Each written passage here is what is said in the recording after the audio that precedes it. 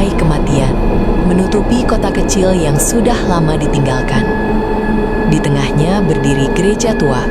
Menara loncengnya menjulang seperti jari besi yang menuju ke langit kelabu. Lonceng berkarat tergantung diam, namun setiap Jumat terakhir bulan ia berdentang sendiri, tanpa tali, tanpa tangan, tanpa alasan. Maya yang selama berminggu-minggu dihantui mimpi tentang suara logam dan bisikan dari dalam kabut mendekati gereja. Langkahnya tenggelam dalam kabut dan udara terasa berat, seperti mengandung abu. Di bawah menara, ia melihat lonceng retak. Dari celah logam itu, darah hitam menetes perlahan ke altar batu yang sudah pecah. Setiap tetes terdengar seperti detak jantung yang tidak berasal dari tubuhnya. Lalu suara itu datang, bukan dari luar, tapi dari dalam lonceng. Namamu telah dipanggil. Pintu gereja terbuka ke ruang makan aristokrat yang ditinggalkan. Meja panjang membentang, penuh kursi kosong yang menghadap ke piring-piring berdebu. Lilin hitam menyala, api kecilnya meneteskan cairan seperti darah ke taplak putih yang sudah menguning. Maya duduk, dan satu persatu kursi lain bergerak sendiri, diisi oleh sosok-sosok tak berwajah. Mereka diam, namun bayangan mereka merayap di lantai seperti cairan hidup. Di depannya, gelas anggur berisi cairan merah gelap. Tangan tanpa kulit mengangkatnya, dan suara dari segala arah berbisik. Minumlah, agar kau melihat akhir dunia. Maya berlari keluar dari ruang perjamuan, tapi dunia di luar sudah berubah. Kabut semakin pekat, dan di hadapannya terbentang pemakaman gotik. Patung malaikat berdiri dengan sayap patah, wajahnya terkelupas seolah menangis tanpa mata. Tanah berdenyut seperti jantung, nisan-nisan bergetar, dan udara dipenuhi bau tanah basah bercampur besi. Di antara batu nisan tua, Maya melihat satu batu nisan baru. Namanya terukir jelas, lengkap dengan tanggal kematian. Malam ini, tanah retak, suara seperti tulang patah bergema. Dari celah bumi, tangan pucat keluar, dingin, menggenggam pergelangan kakinya. Ia mencoba berteriak, tapi suara terkunci di tenggorokan. Balai kota tua berdiri seperti kerangka yang membusuk. Jendela pecah, tirai merah berlumuran debu, dan lantai dipenuhi simbol okultisme yang bercahaya merah. Bau besi dan lilin gosong memenuhi udara. Maya dipaksa masuk ke lingkaran oleh sosok berjubah hitam. Suara doa terbalik bergema dari dinding, seolah ruangan itu sendiri berdoa. Darahnya menetes ke simbol, dan cahaya merah menyala, membuat bayangan wajah orang mati muncul di dinding. Ruangan berputar seperti pusaran neraka, dan Maya merasa tubuhnya ditarik ke dalam lingkaran, seolah dirinya bukan lagi manusia, melainkan bagian dari ritual kuno. Maya terbangun di ruang cermin besar. Dinding-dindingnya dipenuhi kaca retak, berembun, dan dingin. Ia mencari bayangannya, namun setiap cermin menolak memantulkan dirinya.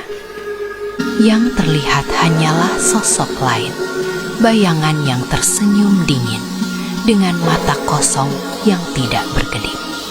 Bayangan itu bergerak keluar dari cermin. Langkahnya bergema seperti suara yang bukan berasal dari dunia ini. Tubuh Maya perlahan memudar. Kabut tubuhnya terserap ke dalam kaca. Bayangan itu berjalan keluar, menggantikan dirinya. Sementara dunia tidak menyadari bahwa Maya telah hilang. Menara gotik menjulang di tengah kota yang mulai runtuh.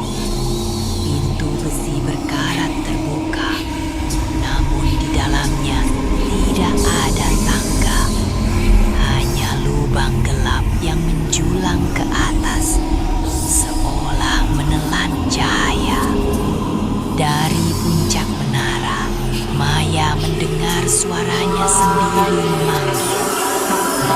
dari ketinggian yang tak terlihat.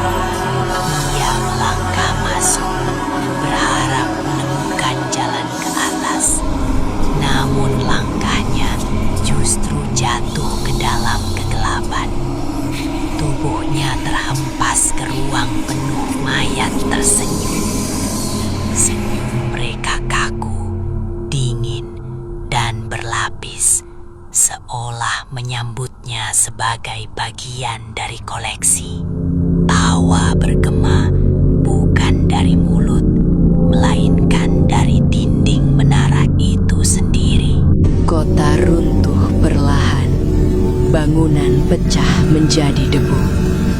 Langit terbakar merah darah. Hujan abu turun seperti serpihan jiwa yang terbakar. Jalanan kosong, hanya suara dentang lonceng yang terus berdentang tanpa henti. Jam besar di alun-alun menunjukkan 23.59. Jarum bergetar, seolah menolak bergerak ke tengah malam. Namun waktu tidak bisa ditahan. Maya berdiri di tengah kota. Tubuhnya mulai melebur. Kulitnya berubah menjadi logam. Wajahnya menyatu dengan lonceng. Suara bisikan korban baru bergema dan kutukan berulang. Setiap Jumat terakhir bulan, lonceng itu berdentang lagi.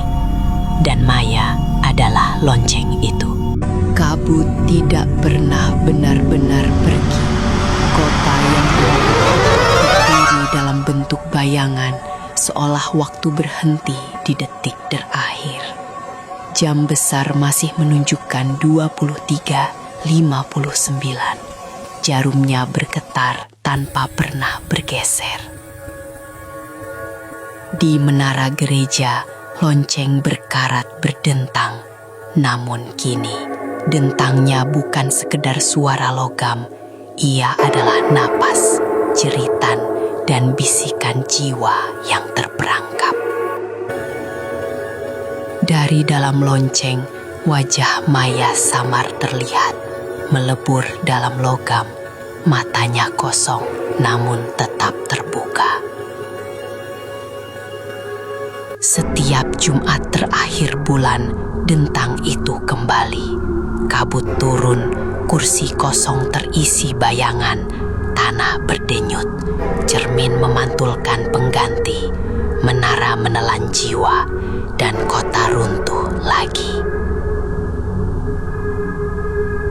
Kutukan bukanlah akhir, melainkan siklus. Dunia tidak pernah menyadari, hanya mereka yang mendengar dentang yang tahu. Jumat terakhir bukan sekedar malam, melainkan pintu ke dalam kegelapan yang abadi.